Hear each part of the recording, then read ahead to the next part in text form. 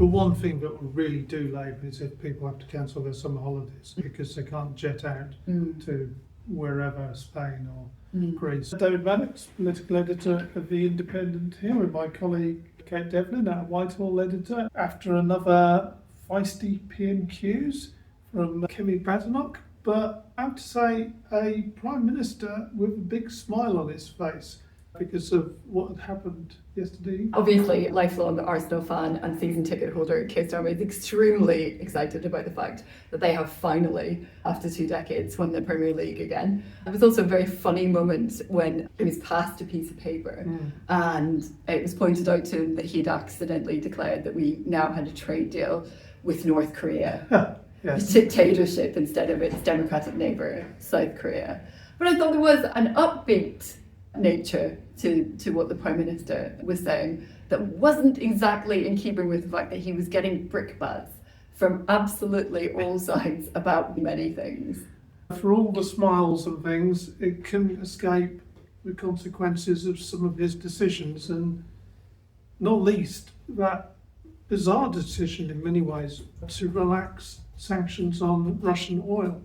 Sneaked out last night and clearly sneaked out, which, given the position on drilling our own oil and gas and the refusal really to allow new drilling, obviously he pointed out there is drilling going on, but new drilling, when we're taking Russian oil and gas, albeit from third parties, does look very odd, doesn't it? It especially looks odd, I think, given that your main political rival at the moment, not just in the Makerfield by-election, but in the looming general election, is a Reform Party led by Nigel Farage, who has occasionally said things in praise of Vladimir Putin. And the Labour Party has often tried to highlight that, to really set some clear blue water between them and Reform.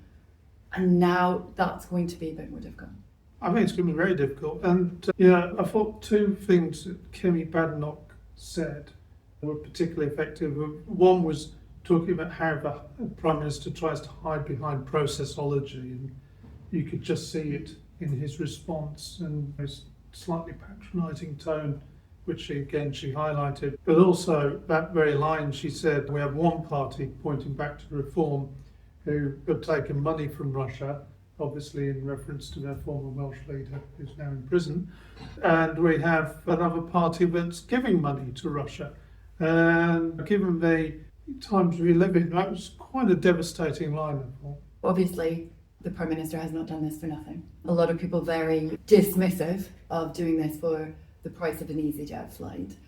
That said, one of the reasons Labour is in the position that it is in, as well as I do, is people who go out there and do focus groups come back and tell us that unprompted, what comes up so much is just a description of how ordinary people's lives have become so much harder in the last couple of years. And things like being able to take their kids to activities, being able to have the odd occasional meal out. And I do think this is something that people feel very strongly. Being able to have a bit of a summer holiday, having worked very hard all year, is very important. So you can see how this has come about. The question is, what's the political cost? Yeah, the one thing that will really do Labour, they're pretty low in the polls anyway, but it will really do them is if people have to cancel their summer holidays because they can't jet out to wherever, Spain or Greece or wherever. And I think Labour, if it wants anything at the next general election, is to prevent it from being a change election. And there's this theory about some elections are status quo and some elections are just change elections because events dear boy events. And I think what they want to do is to make sure, and all the indications are at the moment that we are heading straight for a change election, and they're just trying to have some like a kind of handbrake turn. But a change election, of course, is not what a traditional change election would be, where we just flip to the Conservative Party.